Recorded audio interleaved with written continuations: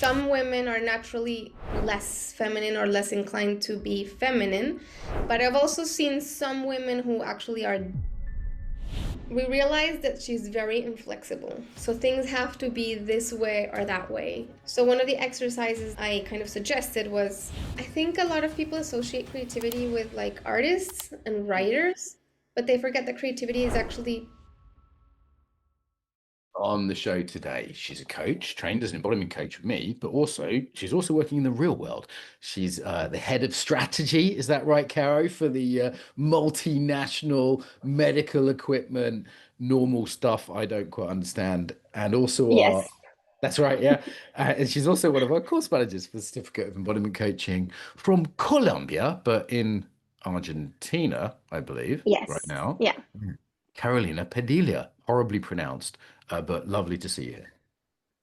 Hi, Mark. Nice to see you too. Yeah. Carolina Padilla. There we go. Much better than I can say it. I'd have to impersonate a South American to it. Maybe we'll hit the cultural stuff later on. We always joke about Yeah. that. But a few Colombians on the course now as well. So I've seen some patterns, let's say. Let's dive in at the deep end. As a coach, what would you say is your sort of current niche? I would say my current niche is leadership.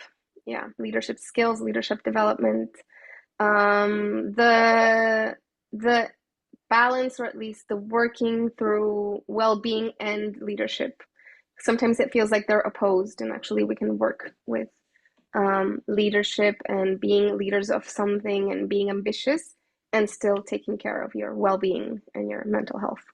Right, I know we've had our sort of personal things with this as well. I know you're a mum on top of that, all these different jobs. Yeah. And pretty much everyone I coach is in the business world. I mean, just a wider world, NGOs, government as well, is just exhausted. Everything's Yes. fast. Everyone's burnt out. But equally, we're told that well-being is important, and people have got a mindfulness app, and it's not weird to do yoga anymore. The embodiment practices we do are not so strange in the corporate world anymore. How do people in corporate sort of find that balance between the well-being and the leadership? I think the first step is that they actually believe that it's useful and not like this kind of, the greenwashing, like, oh yeah, you're supposed to do well-being, but that there's actual well-being, and that it's actually possible. So I think that's like the first step in that, like, not the, oh, this is what I'm supposed to be doing, but the actual, yes, we can kind of bridge that. I think that's the first thing.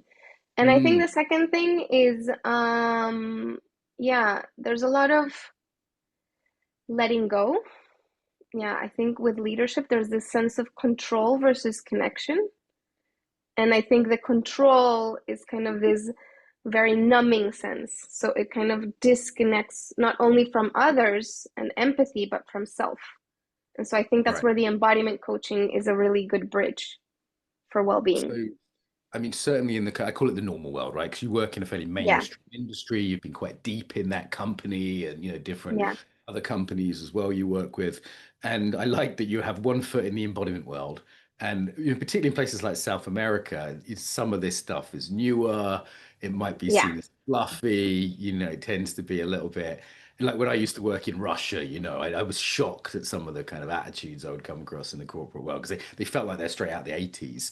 Is that fair to say that in that sector or in that culture, there's some a resistance to sort of the fluffy Yes, stuff, kind of macho, definitely. right? But you're dealing with a lot of guys, I imagine, and then the Yeah, kind but even the women, there's right. this kind of masculinization even of Yes. a lot of women. Like they have to become more masculine to survive, and then they have to adopt even like an embodiment that is more kind of rigid and in control. And I do have to kind of create more buy-in to make them see that there is real effectiveness and that this actually works and that this is helpful for them. Whereas with my more, let's say, hippie clients, in um, I can see that they kind of get it more. It's easier for them to kind of relate to it, or they've heard more about it, or they've done more personal development. Whereas with the business world, I feel like I have to go more for like, um, Yes, this is neuroscience, and there's this background with the Mhm. biology and the physiology. Kind of explain more like context that will help them kind of adopt it instead of like really believing in it just because a coach is saying it. Yeah. Let's talk about sort of feminine leadership as well. So I hope you don't mind me saying, Kara, but I would regard you as a very feminine person. You know, anyone who met you, I think I've seen you dance. You know, anyone I think met you would say that this is a best of Colombian, let's say. There's a certain feminine charm there. I'm sort of trying to say this respectfully as your colleague. And I've also come across business leaders who would sort of dampen down their femininity, and sometimes they even overcompensate. I've seen female leaders become more masculine than the men. Maybe they feel like they've got to prove something, or they've got, like, sort of Thatcher's an example of that, right? Margaret Thatcher, first female British Prime Minister, she was almost more macho than the men in her cabinet. I think she probably was, actually. And my sense was, you know, not her fault. She's trying to prove something. She's overcompensating. I've seen, let's call it Thatcher syndrome. I've seen a bit of Yeah, that in business, particularly in sectors like manufacturing or tech sectors. And absolutely. is that an accurate observation of mine? I've had the same observation. I think some women are naturally less feminine or less inclined to be feminine, but I've also seen some women who actually are dampening or kind of, yeah, like toning it down, or like I see them have kind of two personalities, like outside the Mhm. office and in the office, and then I see that it's not about that they're not connected to their feminine, it's about kind of being embodying something else or trying to prove something in the workplace, and so they tone down that femininity. So yeah, Yeah. I've seen it in those two regards. Yeah. Kind of permission in that context. Yeah. And I know I've seen that can be exhausting for female coaches, you know, in terms of looking at, I know we both work with sort of burnout and resilience, emotional intelligence. There's a way in which that can just, I think, grinds all of us down, being, as you say, like disembodied, cut off from our emotions, you know, our visceral kind of sense of humanity. But I think particularly for people who are more inclined towards another way of being, and then they're forcing themselves in a different mode, that just seems exhausting. Yeah, and I also see it, and this is especially in Latin America, some women who actually pull it up. So they're trying to Okay. be even more feminine, and because they think that that's the way to their charisma or to their kind of way of influencing. So they're actually stretching themselves to be even more sexy or more feminine or more, and it's not true either, right? It's not like they're kind of authentic feeling into their body. It's trying to be something they're not. And I It's think there's performative, right? a Like I've performance. lived in I've lived in Brazil that hadn't definitely had an element of this, and I worked in corporates there, you know, doing coaching in there with Aikido and different things. And sometimes I'd meet executives who were like super femme in this quite exaggerated, quite seductive way. Yeah, Like I think that's in Colombian culture too, yeah, right? as Like there's well. a sort of sexualization, a sort of Yeah. you know, seductiveness. I remember sometimes in Brazil, I remember like colleagues kind of embracing me, and I'd just be like, "Whoa, calm it down." Like I didn't want to tell them to like bottle up their sexuality, but sometimes I was like, "This is not the place," you know. So yeah, any thoughts on that? Yeah, there's like a performance to it. And I think that's part of coming back to the body is really being in touch with, yes, your own sensuality, your own femininity, your own even masculinity, because I think we have a bit of both, but in an authentic way, not in a forced way, to either end, like something Mm. that is naturally kind of arising, but not that is forced because of a performance of how it should look or how it should be. Yeah, yeah, yeah. And I think this is almost a taboo topic. So I think most people will be aware of the sort of dampening down of the feminine and, you know, feminine leadership and emotional intelligence and bringing that in, which is, you know, helpful. But then the other side of things, the sort of, you know, I definitely see people in corporate spaces who are using it, let's say. Yeah. And I've Hmm. even had that with mentees. I remember, I won't name the name, but one of my mentees years ago, she sort of sat on my lap in a certain way and was like pretending. So I said, like, "Oh, daddy," or something. And I was like, "Please don't do that." And it's sort of a joke. And to her credit, she immediately went, "Oh yeah, not appropriate, actually." You know, like she got it. But I think we've identified that kind of men can be predatory in the workplace and rightly say that's not okay. You know, we have quite strict policies at the company. And I think you're fair to say that, you know, people don't harass each other in the company. We're pretty clean there, I'd say. And that's fair enough. We should have those that men misusing their power, which is tricky because male power is sexy to many women. Again, not Yeah. people aren't admitting that, but authoritative men are sexy. Yeah. Certainly I see that. But I think we haven't necessarily acknowledged the other side of things, the femme fatale, the woman who dresses up beautifully, who uses that certain charm. Like that is pretty common in the corporate world as well. Yeah, and I think some women are actually just dressing for themselves and they might have a more sexier, I don't know, sense of how to dress, but it's for themselves and it's an authentic kind of they have their style. But Mm. some are actually using it as a tool, maybe sometimes unconsciously, not consciously. Well, it's And something they learn then as a and kid, then even. this becomes this performance, right? That it's not Right. really authentic. And that's where I think it's important, yeah, And to I think, sorry. yeah, to feel into the body and know when you're performing and when you're actually just doing it for your own sense of style, expression, whatever. Yeah, for sure. And I think before people get triggered, there is a big space between sort of nefarious, evil manipulation and, the sort of virgin whore stuff that society tends to go into around women. It tends to, there's this sort of a whole bunch of stuff in there between the sort of playful frissons that may be actually okay in the workplace, through to when people say they dress how they dress for themselves, I always ask, well, do they dress that way at home? If Hmm. they were dressed that way in a room with no one else in, I would believe that argument. But I'm often somewhat skeptical of that argument. If I were to knock on their door at home and they'd be in their hoodie and PJs, is it really for them? I'm not sure. But there's certainly a spectrum there, and people learn that. Is there a trauma element there, or like a cultural element as a way to get power, or as a way to this you have to be like this as a woman? Because I've met several Colombians and Brazilians, for example, and they're not the same culture, but they maybe share this aspect that it felt like quite a big pressure on them to be have that on, even as a mother, even as an executive, even the whole time. I think as Latin American women, there is a pressure, and the pressure doesn't even come from the men. It comes from Yes. the mothers, the grandmothers, that you always have to look on point. You have to look perfect. You have to have, I don't know, all the makeup and all the stuff, and you can't ever have your nails not done. Like there's a lot of pressure to look a certain way. Um, and I think it might be this cultural aspect that's kind of women's power.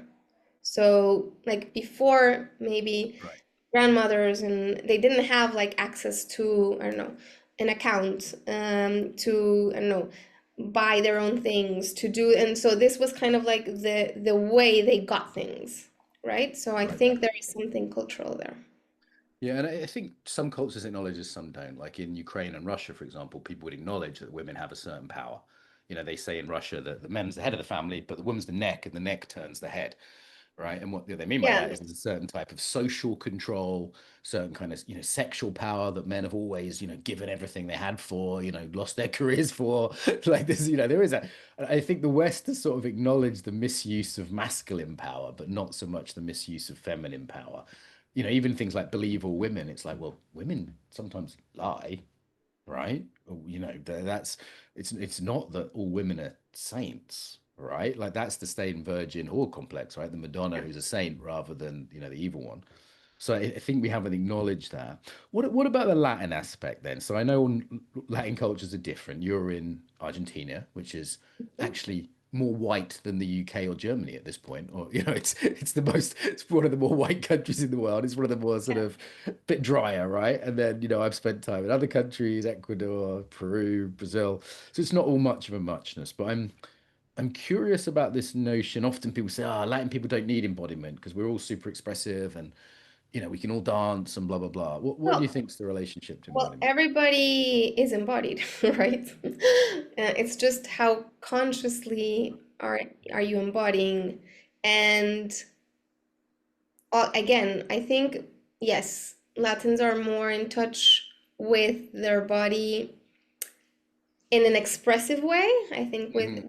the dancing and everything. But I also think that there is more sometimes kind of constriction around certain emotions and certain embodiments. So it's like Hmm. there's a lot of permission to be joyful and happy. There's less permission Right. to be, I don't know, Uh, sad or angry or other things. So for example, I live in Argentina, yeah.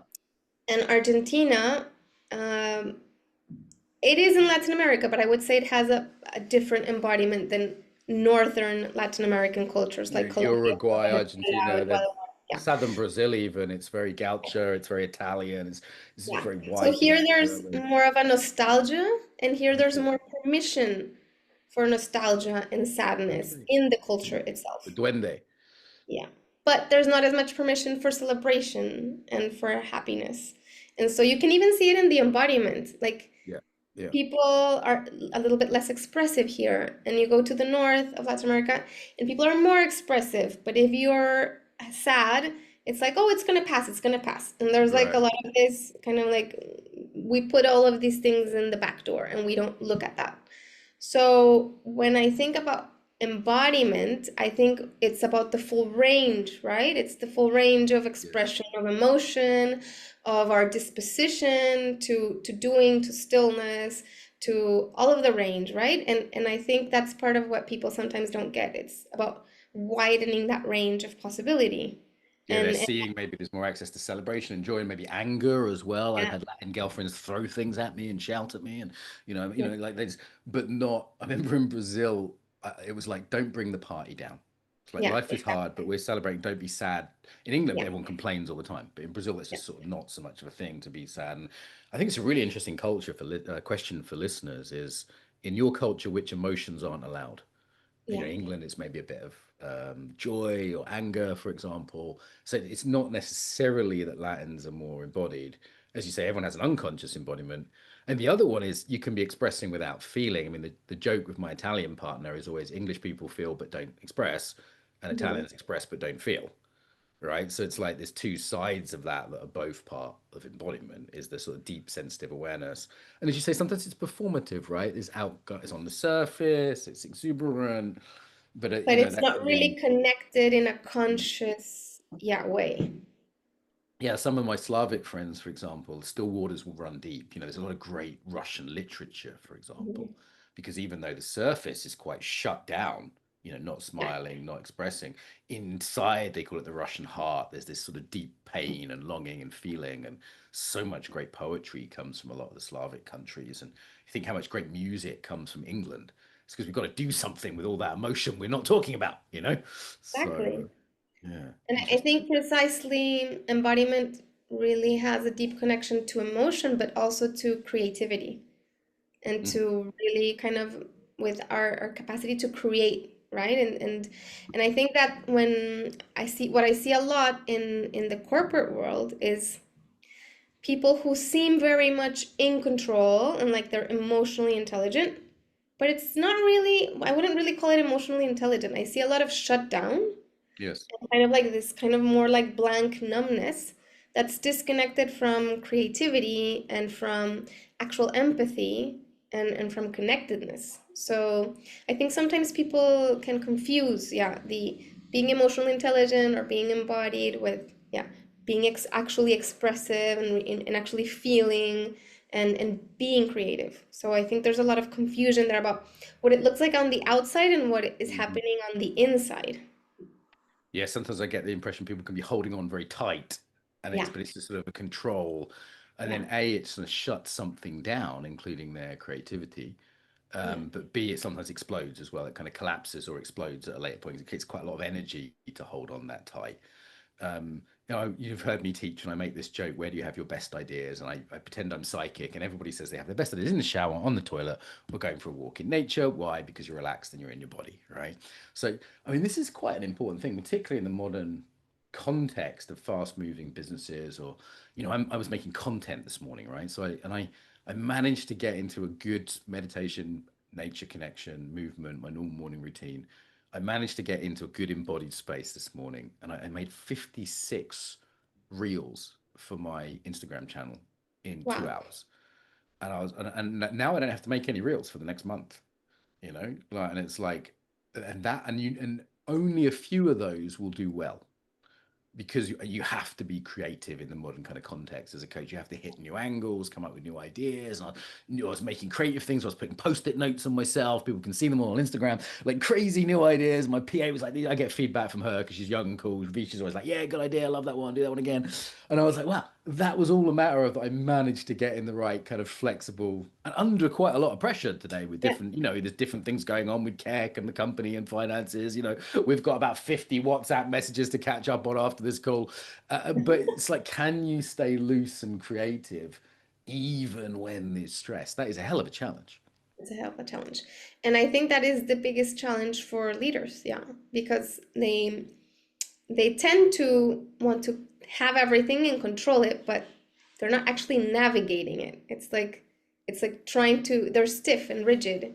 And Mm, that in a changing world, which is like the fast-paced world right now, and it's getting faster, you actually have to be able to become more flexible and right, to, because everything's out of date in a year. We've been talking about yeah, AI a lot in the company at the exactly. moment, different things Yeah. Steve's doing, and I'm messaging various colleagues about different. And I wonder if they will simply get to a point where it's not viable. We may be past that point actually, where it's because we're using all these hacks and tricks, and we both help people with this. We help Yeah. ourselves too.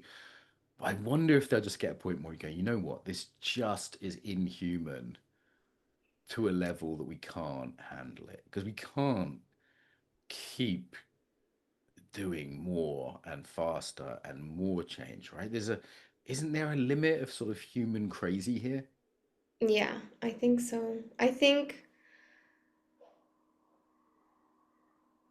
there are tools to kind of help you cope, but Mm. the environment in itself has to be set up in a way where you don't have to be coping all the time, because if you're coping all the time, then the tools will just run out. It's not enough. The tools So don't work I eventually, do right? Even if think we get that tools. Yeah.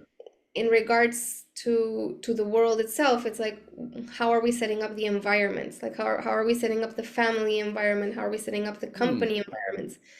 And and yes, of course, looking out for well-being might be, I don't know, getting coaches and doing well-being policies and all of these things. But if the actual setup of how work is done isn't taking that up and taking that into account, at some point it becomes unsustainable. I think, yeah, looking at the environments themselves, I think is important for sustainability.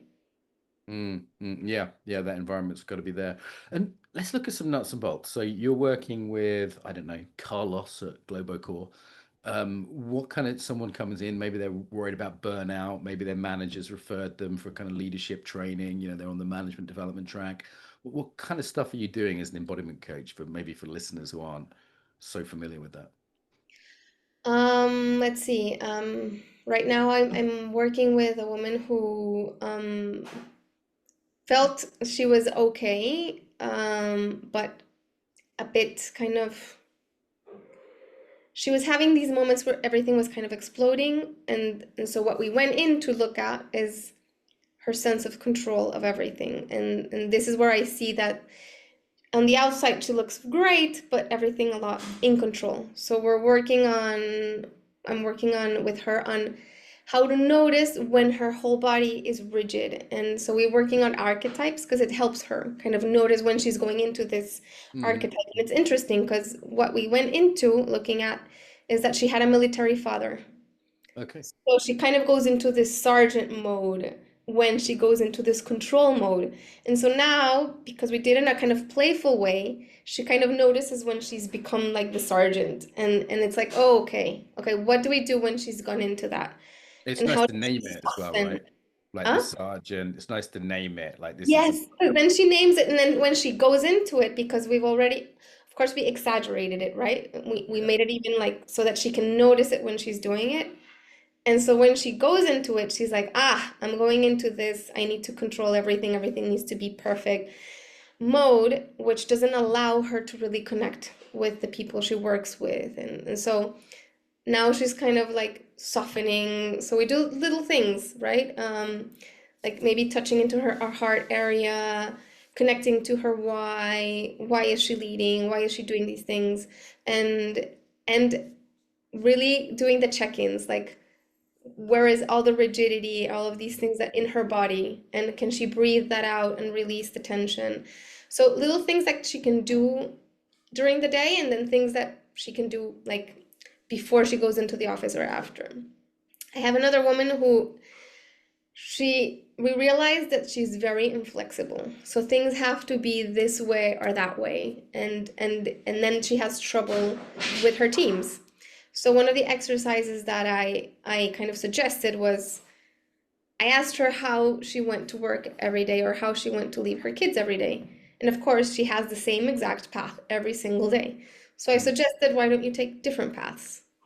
Like one day you go through this way and the other way you go. And she was like, ah, I didn't even notice that the other path is sometimes faster on certain days.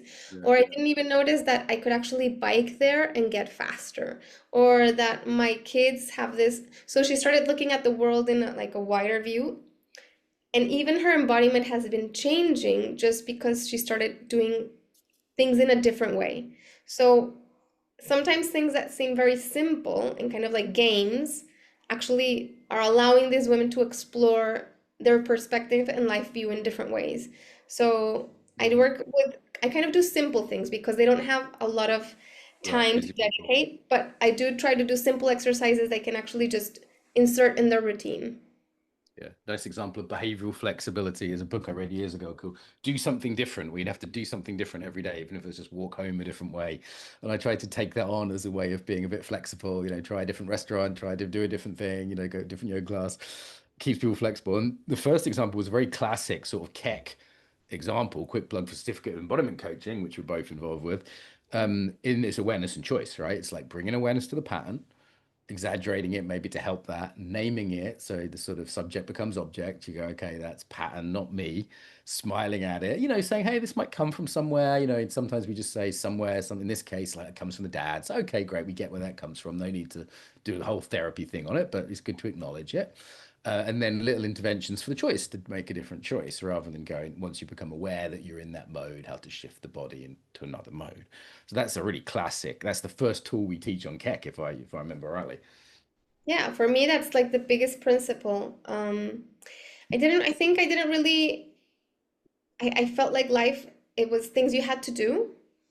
And when I did the embodiment coaching certification, I remember this principle that really landed with me, like awareness and choice.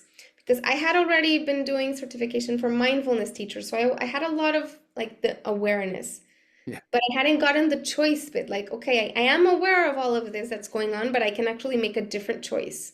And that's a big one, because you can It's be huge. I aware, mean, but there's if no you don't freedom make with a just that. different Yeah. choice, then things are just going to keep on being the same.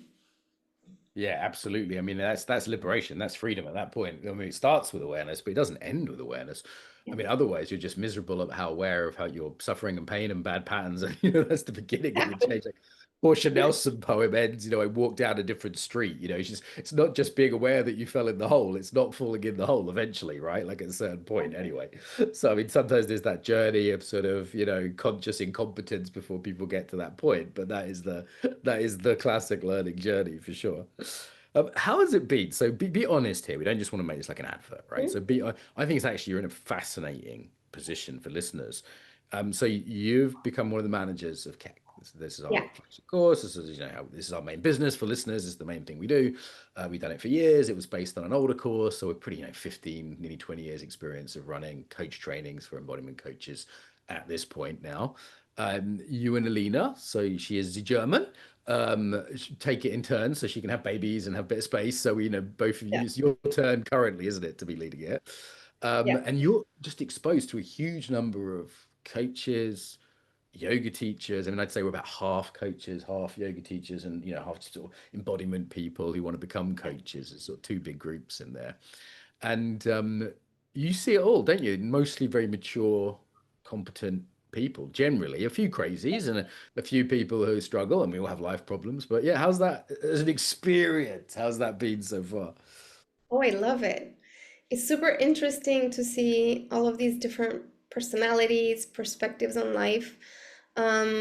Because I started out in the very corporate world. That's actually where I began my career.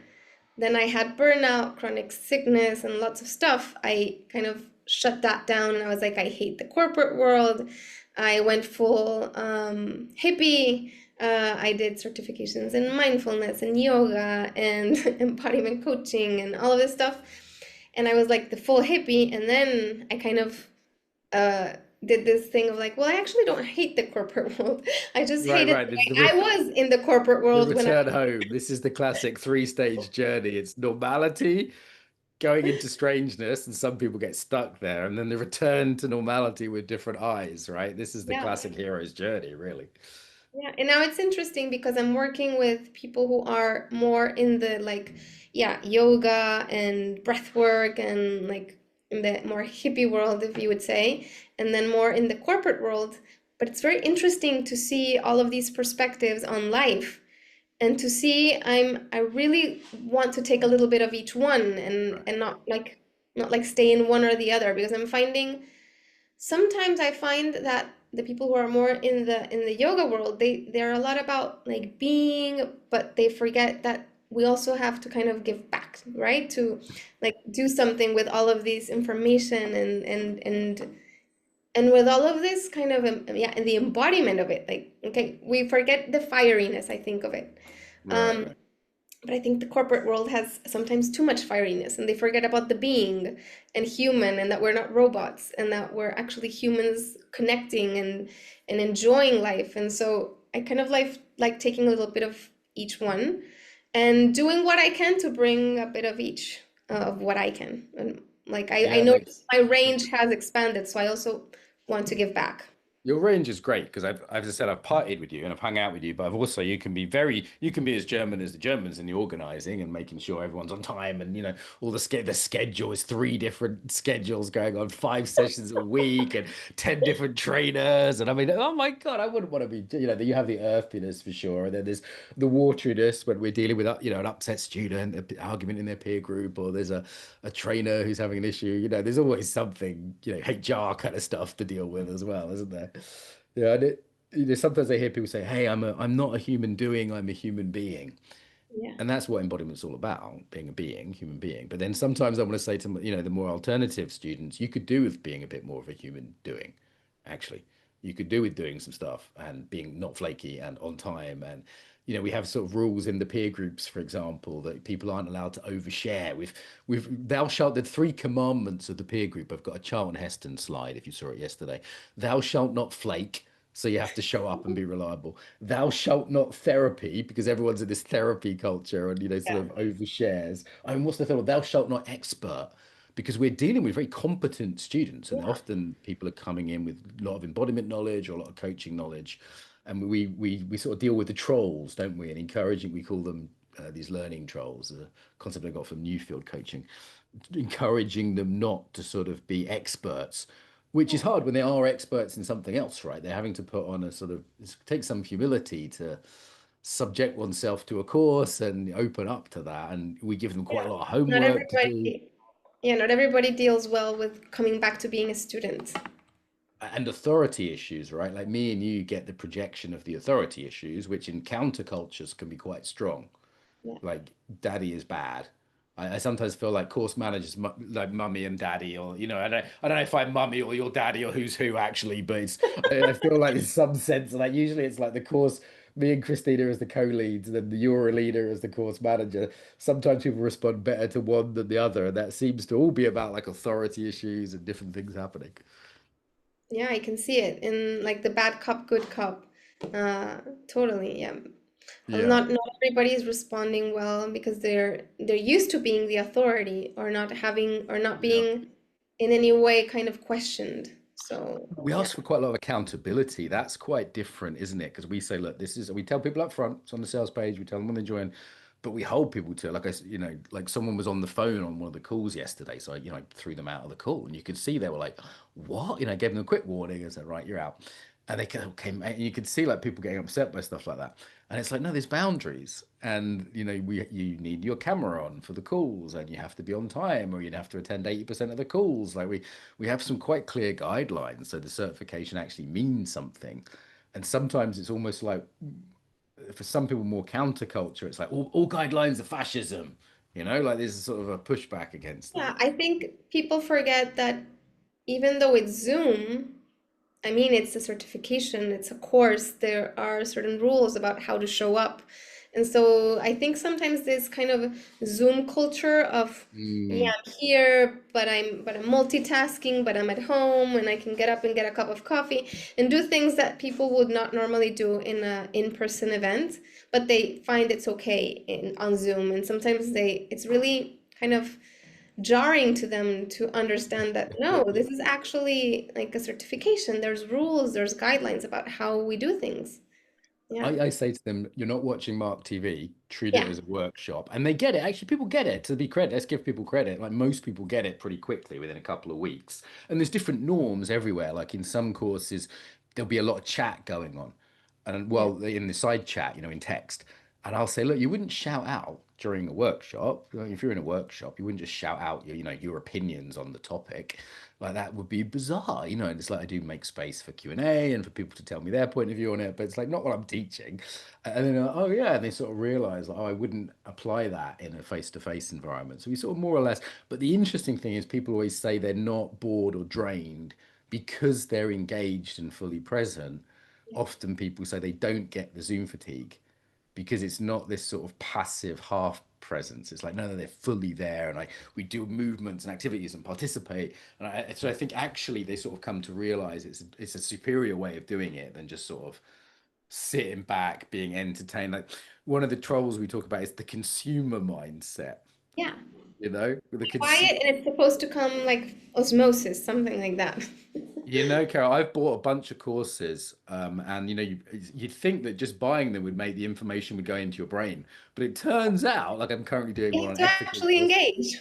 You have to engage, you have to do stuff, particularly with embodiment. There's practices involved, right? Like there's a whole Yeah, bunch of you stuff. can just read your way through embodiment. You have to actually do the things.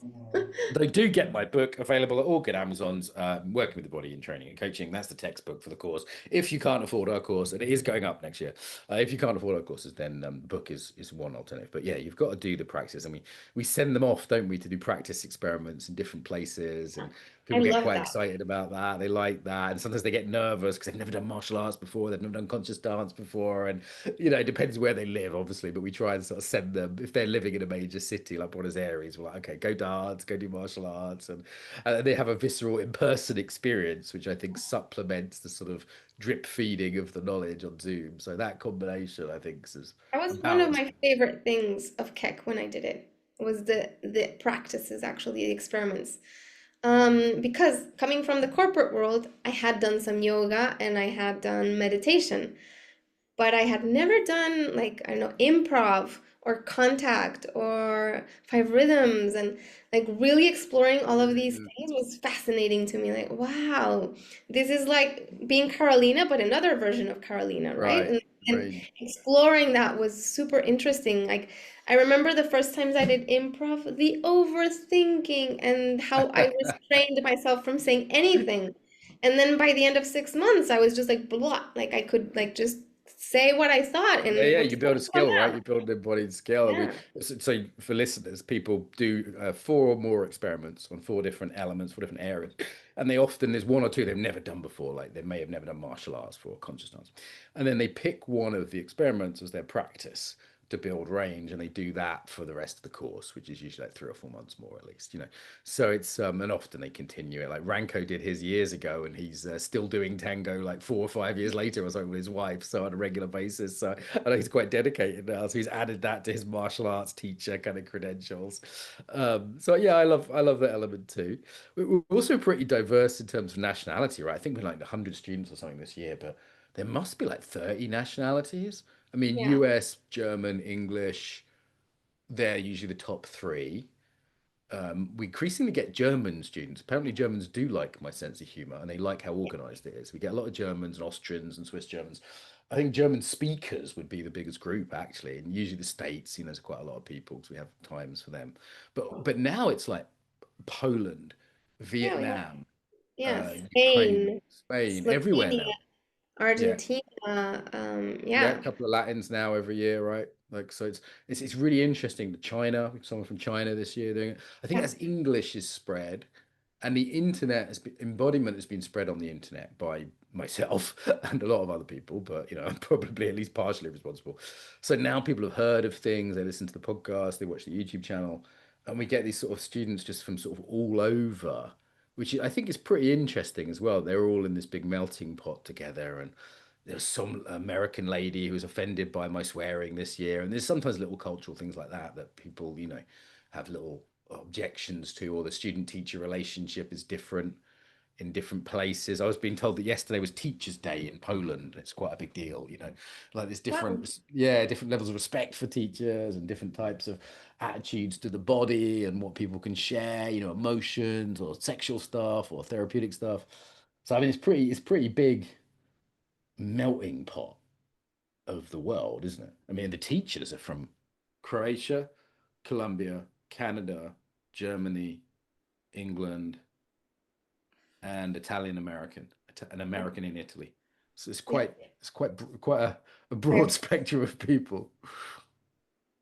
Yeah, and you can even see it in the in each course, sometimes the same topic given by three teachers. Yeah.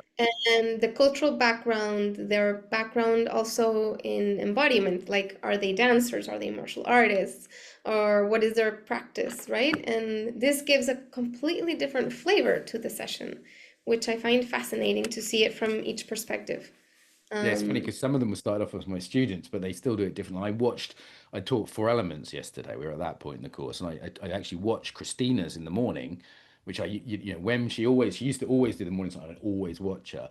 And I go, okay, this is different. Even though she studied with me a lot, she's got her own inputs, own embodied practices, but I'd always be taking notes and adding to my own slides and going, okay, this is different than when I choose different examples, and as a woman, and as a German, and you know, I think that's like really underrated, particularly in courses that have like one guru. And like, I've got flaws, right? So if there was no balancing to that, sometimes people say, yeah, can I come on your courses if I don't like your personality mark? And I'm like, it kind of makes me laugh a little bit. It's a bit hurtful, but okay, well, yeah, you'd have to, you know, you probably want to do the late night slot when I'm asleep, and then the American teachers teach that slot. But it's, I don't know, this whole cult of personality thing and embodiment, I find a bit cringe, the kids would call it. yeah, I think it's a really great possibility to actually look at different styles because then it's like, not that embodiment is this. It can be this and this and this, and then you get more nuance about what it is actually. Yeah, nice, nice. Before we wrap up, are there any topics we haven't covered that were sort of, you know, live for you right now, or that have been jumping out either in CAC or in your own coaching? Something that's really jumping out to me lately is creativity. Yeah, Okay, that's one saying thing more. that's, yeah. Um, so I think a lot of people associate creativity with like artists and Mm, writers, but they forget that creativity is actually problem solving and looking at the world in different ways. And so one of the things that I've been looking at when doing leadership is how many leaders have lost their creativity and mhm. want to solve things in the exactly same way because of this kind of like automatization, and they're kind of like very in their own way doing the same thing all over and over. So they're kind of in the automatic pilot, and because they're not really connected, then they've lost all creativity.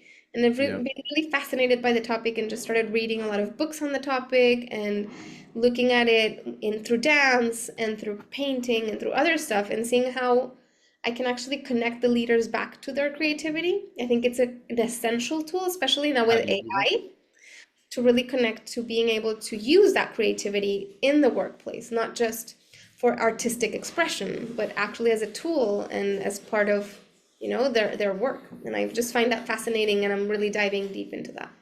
How do you link them back to creativity? And I agree with you about AI. I think AI is killing a lot of creativity for people. The people are leaning on it quite heavily, and that you know Yeah. it's good, so it's understandable, but it's also it's, as I said, it's a business skill. For example, like constantly our creativity is we're quite a small company. How do we do things with quite low resource? You know, with low budget, with volunteers, with training this. You know, it's very much almost like an NGO where Yeah. the sort of Land Rovers held together with masking tape, WD-40 and hope quite a lot of the time. You know, there's a lot of creativity in that. I think like a lot of sort of startups kind of have that as well. But how do you do that if someone said, "Hey, I want to be more creative"? Well, I've started suggesting things for them to do, like blocking out time to go out for a walk and to bring like something to write on, and so going out for a walk in nature. You know, the things about creativity where you get your big ideas. Because I have some leaders who will sit in their office trying to solve a problem in front Yes. of their computer, and of course they don't get any creative ideas. So okay, let's block out some time to take a 10-minute walk every day and start writing about things. Also, I've done some body storming sessions to kind of connect them with different parts of their range that maybe were disconnected. So for um, listeners, that's body storming is where we do go through four elements in the body, four different ways of being. Then people have four different sets of ideas. Yeah, and I say just getting up and going for a walk. If someone tells me they're stuck and I'm coaching them, I'm like, okay, you sitting down. Okay, put your headset on. The rest of the coaching is we're going to go for a walk. And like even that, like 8 times out of 10, just that is yeah. enough, you know? Yeah, doing standing up meetings instead of sitting down meetings. I've just kind of been suggesting these types of things, like the exercises about just going through different places, so they can start kind of widening their world, and in the way they can do things. Washing their teeth with their left hand if their right hand. It just simple little exercises to kind of start doing things in a different way and kind of get them out of the automatic pilot. Yeah, yeah. Nice. Well, I think we're sort of naturally wrapping up here, Caro. So nice to see you. Obviously, people can find you on Keck. If they want to come to Keck, you'll be involved in that in different ways. I think you and Lena are sharing the next one next year, aren't you? Yes. So Oh yeah. yeah, so that's going on. In terms of your personal website and personal coaching, where do people go to find you? Coach Caro Padilla in Instagram. Okay, so that's do you want to spell that for people? Write it out for the listeners. Yes, Coach, Coach, and Caro Padilla. It's Caropadilla. Beautiful. Muchas gracias. Nice to see you again. Thank you for your time, Caro. Gracias, Mark.